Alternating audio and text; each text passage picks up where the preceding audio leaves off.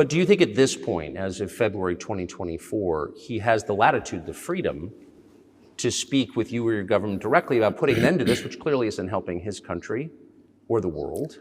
Can he do that, do you think? Ну, а почему нет? Он же Why считается not? главой государства. He considers himself head of state. He won the elections. Although we believe in Russia that the coup d'etat is the primary source of power for everything that happened after 2014. And in this sense, even today, government is flawed. But he considers himself the president, and he is recognized by the United States, all of Europe, and practically the rest of the world in such a capacity. Why not? He can. We negotiated with Ukraine in Istanbul. We agreed. He was aware of this. Moreover, the negotiation group leader, Mr. Arahamiya is his last name, I believe still heads the faction of the ruling party, the party of the president in the Rada. He still heads the presidential faction in the Rada, the country's parliament. He still sits there. He even put his preliminary signature on the document I am telling you about. But then he publicly stated to the whole world, we were ready to sign this document, but Mr. Johnson, then the Prime Minister of Great Britain, came and dissuaded us from doing this, saying it was better to fight Russia. They would give everything needed for us to return what was lost during the clashes with Russia. And we agreed with this proposal. Look, his statement has been published. He said it publicly. Can they return to this or not? The question is, do they want it or not? Further on, President of Ukraine issued a decree prohibiting negotiations with us. Let him cancel that decree, and that's it. We have never refused negotiations, indeed. We hear all the time, is Russia ready? Yes, we have not refused. It was them who publicly refused. Well, let him cancel his decree and enter into negotiations. We have never refused.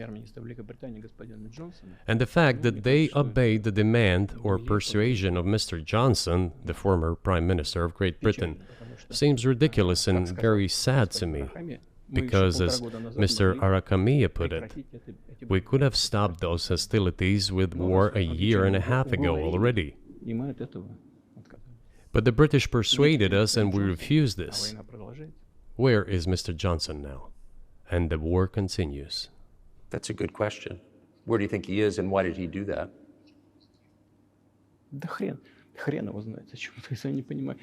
Hell knows.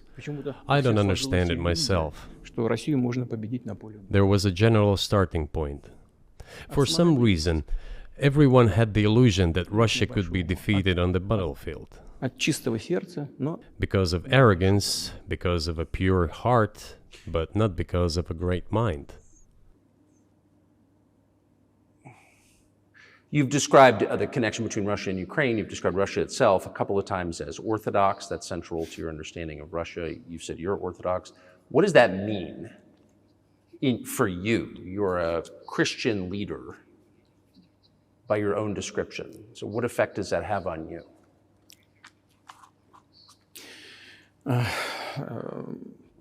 You know, as I already mentioned, in 988, Prince Vladimir himself was baptized following the example of his grandmother, Princess Olga. And then he baptized his squad. And then, gradually, over the course of several years, he baptized all the Rus. It was a lengthy process, from pagans to Christians. It took many years. But in the end, this orthodoxy, Eastern Christianity, deeply rooted itself in the consciousness of the Russian people. When Russia expanded and absorbed other nations who profess Islam, Buddhism, and Judaism, Russia has always been very loyal to those people who profess other religions. This is her strength. This is absolutely clear.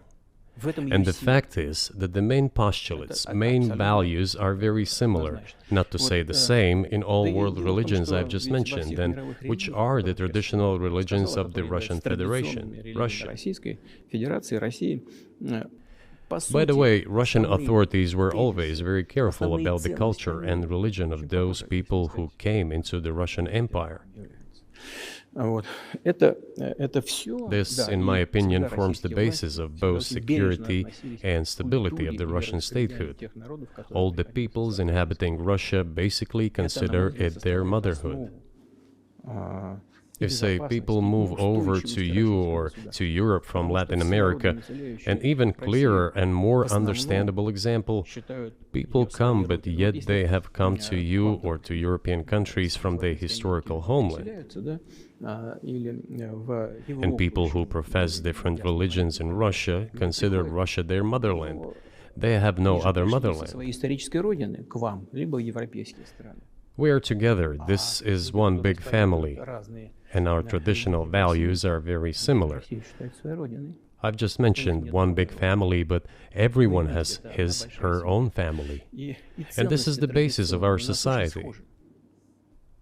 And if we say that the motherland and the family are specifically connected with each other, it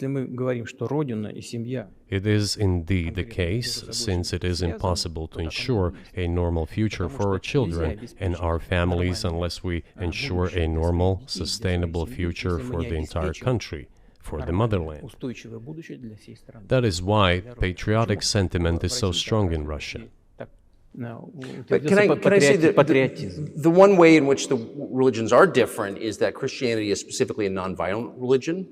Jesus says, turn the other cheek, don't kill. How can a leader who has to kill, of any country, how can a leader be a Christian? How do you reconcile that to yourself?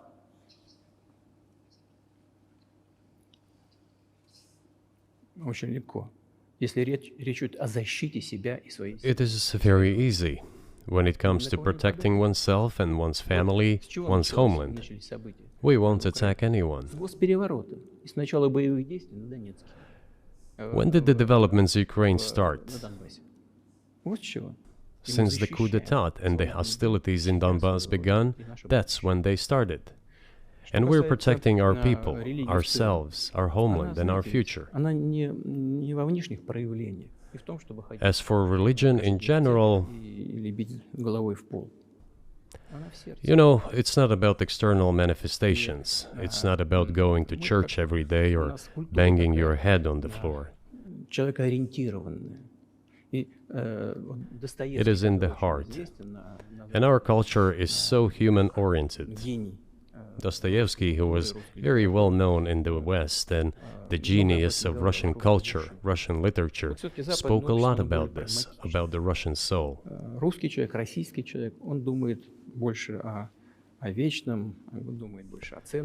After all, Western society is more pragmatic. Russian people think more about the eternal, about moral values. I don't know, maybe you won't agree with me, but Western culture is more pragmatic after all.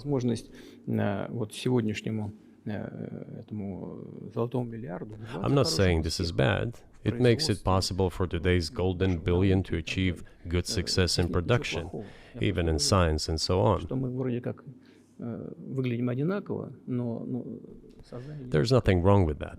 I'm just saying that we kind of look the same, but our minds are So do you see the supernatural at work as you look out across what's happening in the world now? Do you see God at work? Do you ever think to yourself, these are forces that are not human?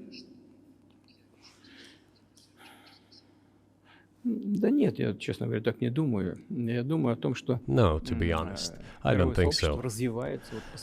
My opinion is that the development of the world community is in accordance with the inherent laws, and those laws are what they are. It's always been this way in the history of mankind. Some nations and countries rose, became stronger and more numerous, and then left the international stage, losing the status they had accustomed to. There is probably no need for me to give examples, but we could start with the Genghis Khan and horde conquerors, the Golden Horde, and then end with the Roman Empire. It seems that there has never been anything like the Roman Empire in the history of mankind. Nevertheless, the potential of the barbarians gradually grew, as did their population. In general, the barbarians were getting stronger and began to develop economically, as we would say today.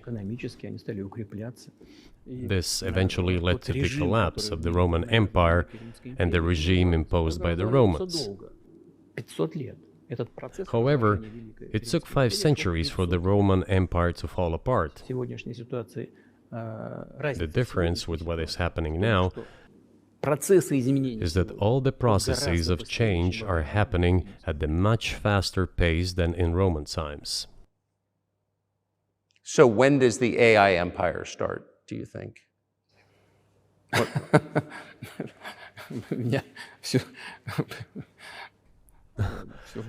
You're asking increasingly more complicated questions. To answer them, you need to be an expert in big numbers, big data, and AI. Mankind is currently facing many threats. Due to the genetic researches, it is now possible to create a superhuman, a specialized human being, a genetically engineered athlete, scientist, military man.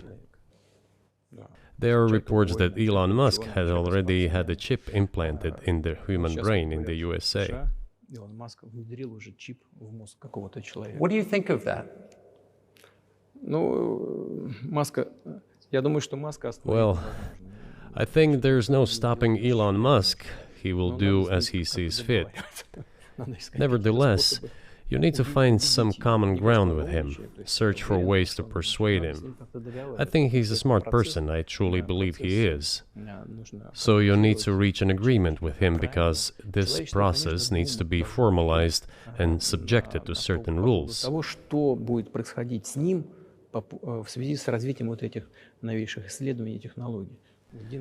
Humanity has to consider what is going to happen due to the newest development in genetics or in AI. One can make an approximate prediction of what will happen.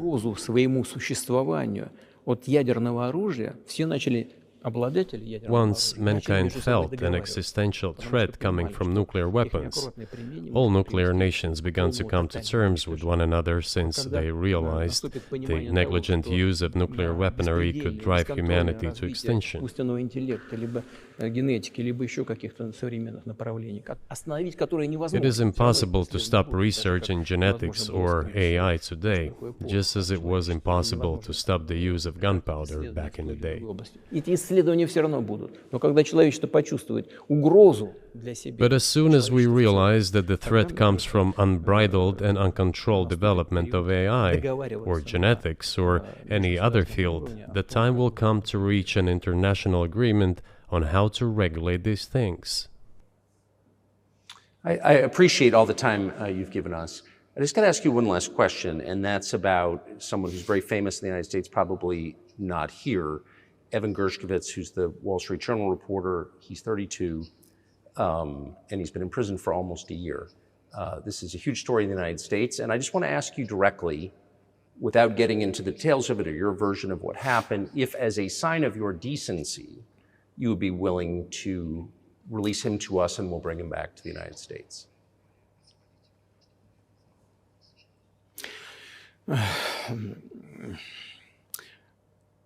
Мы столько сделали жестов доброй воли, что, мне кажется, мы исчерпали все лимиты. We have done so many gestures of goodwill out of decency that I think we have run out of them. Ни разу не ответил.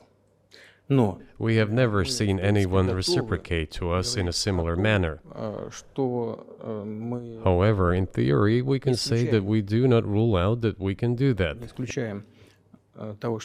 if our partners take reciprocal steps. When I talk about the partners, I first of all refer to special services. Special services are in contact with one another. They are talking about the matter in question. There is no taboo to settle this issue. We are willing to solve it. But there are certain terms being discussed via special services channels.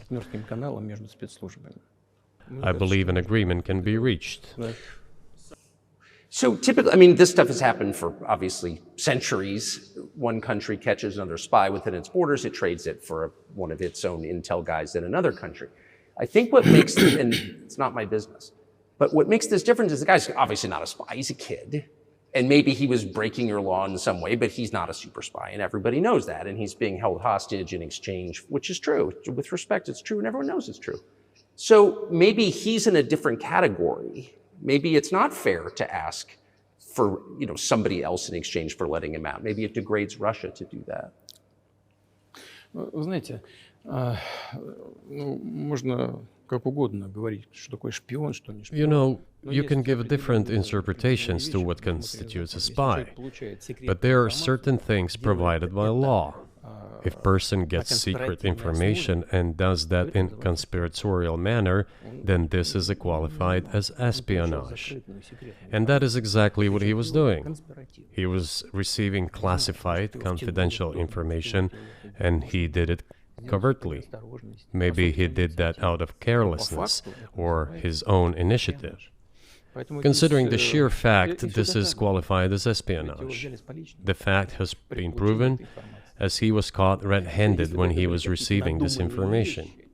If it had been some far-fetched excuse, some fabrication, something not proven, it would have been a different story then.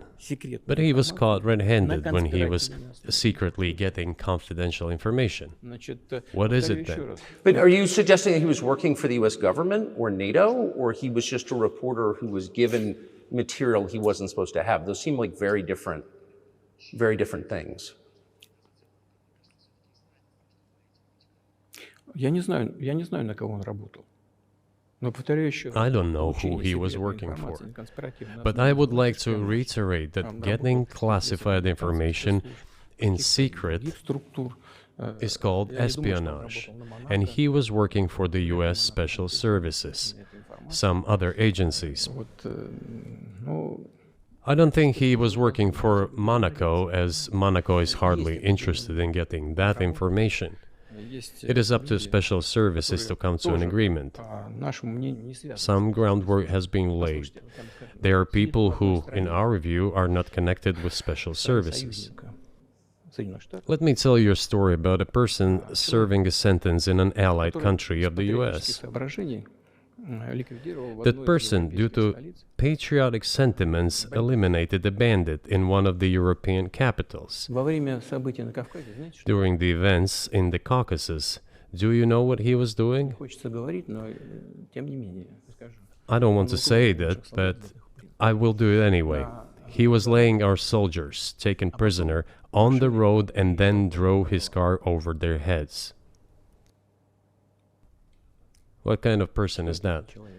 Can he even be called human? But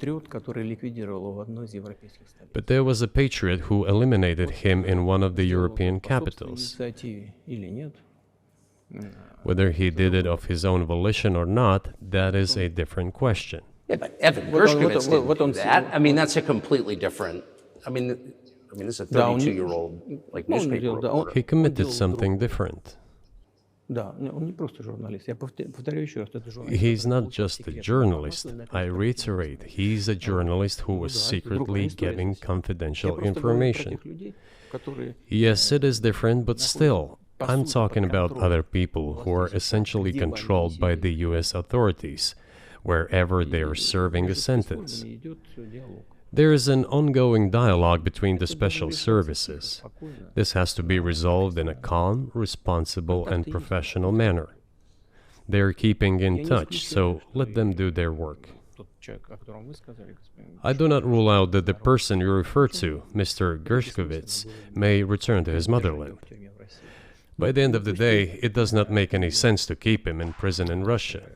We want the US Special Services to think about how they can contribute to achieving the goals our special services are pursuing. We are ready to talk. Moreover, the talks are underway.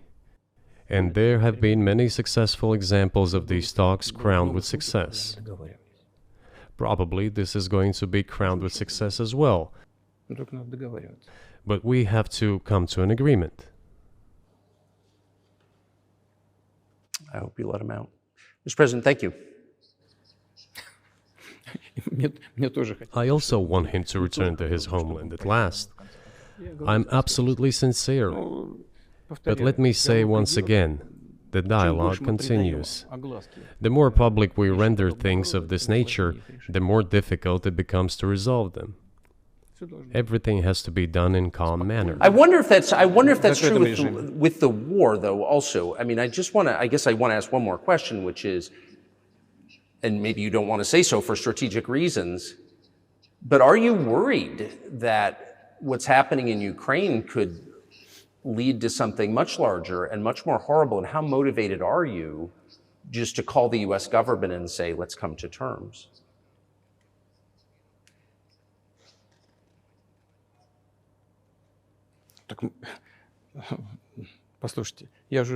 I already said that we did not refuse to talk. We are willing to negotiate.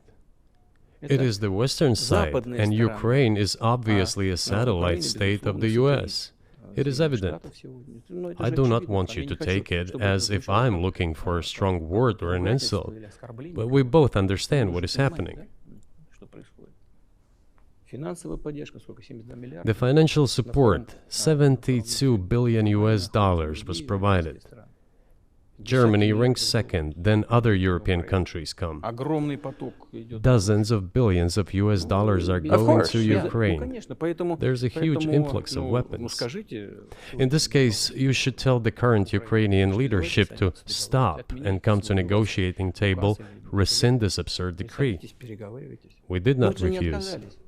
Sure, but you already said it. I didn't think you meant it as an insult, because you already said correctly, it's been reported that Ukraine was prevented from negotiating a peace settlement by the former British Prime Minister acting on behalf of the Biden administration. So of course they're a satellite.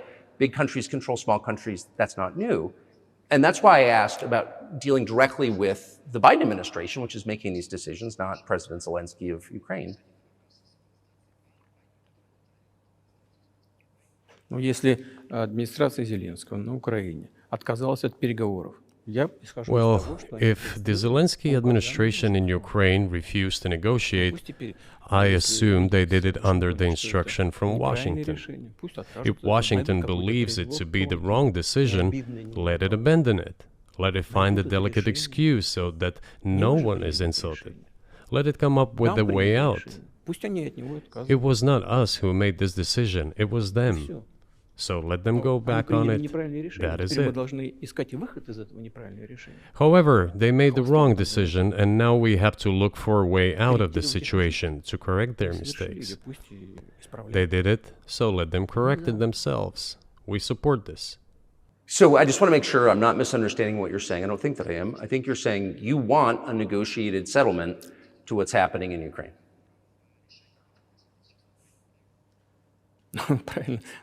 Right. And we made it. We prepared a huge document in Istanbul that was initialed by the head of the Ukrainian delegation. He affixed his signature to some of the provisions, not to all of it. He put his signature, and then he himself said, we were ready to sign it and the war would have been over long ago, 18 months ago. However, Prime Minister Johnson came, talked us out of it, and we missed that chance. Well, you missed it, you made a mistake, let them get back to that, that is all. Why do we have to bother ourselves and correct somebody else's mistakes? I know one can say it is our mistake. It was us who intensified the situation and decided to put an end to the war that started in 2014 in Donbass, as I have already said, by means of weapons. Let me get back to further in history. I already told you this. We were just discussing it. Let us go back to 1991, when we were promised that NATO would not expand, to 2008, when the doors to NATO opened to the declaration of state sovereignty of Ukraine, declaring Ukraine a neutral state.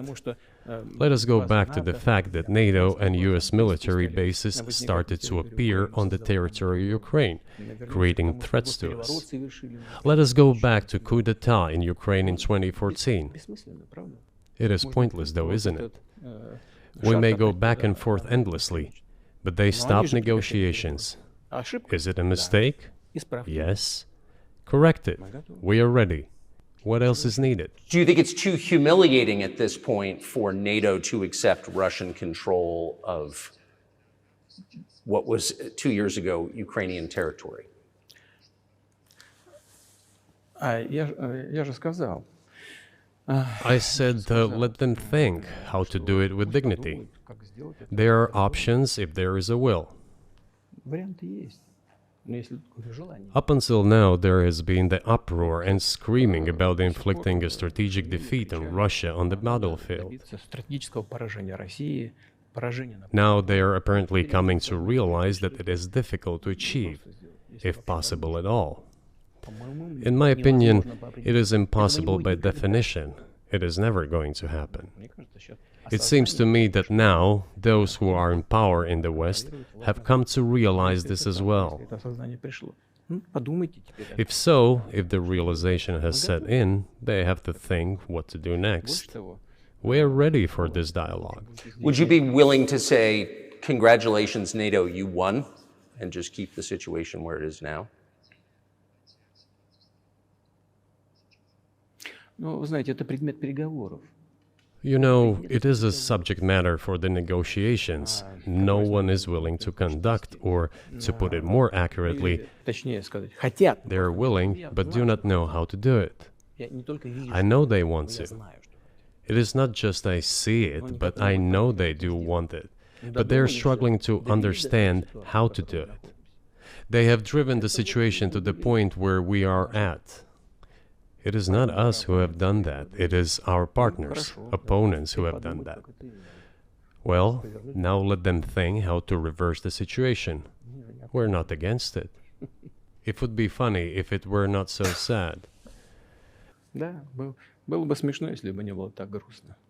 This endless mobilization in Ukraine, the hysteria, the domestic problems, sooner or later it will result in agreement. Истерика там, внутренние проблемы. You know, this probably sounds strange given the current situation, Все равно мы договоримся. И but the relations between the two peoples will be rebuilt в anyway. сегодняшней ситуации прозвучит.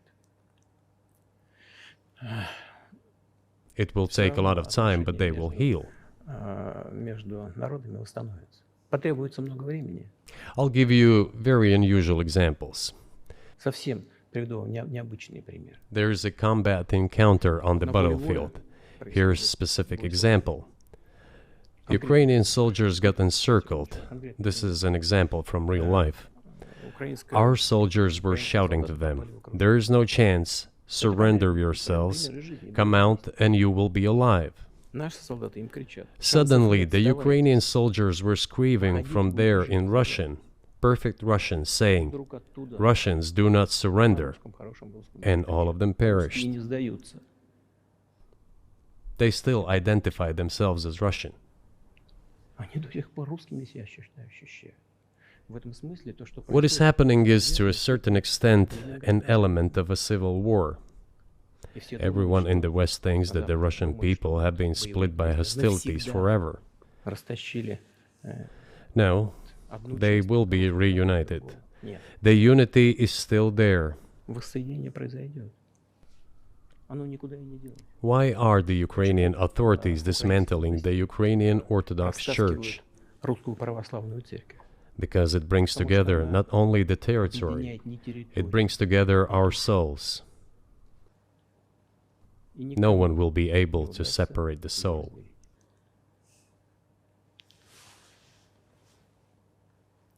Shall we end here, or is there anything else? No, I think that's great. Спасибо.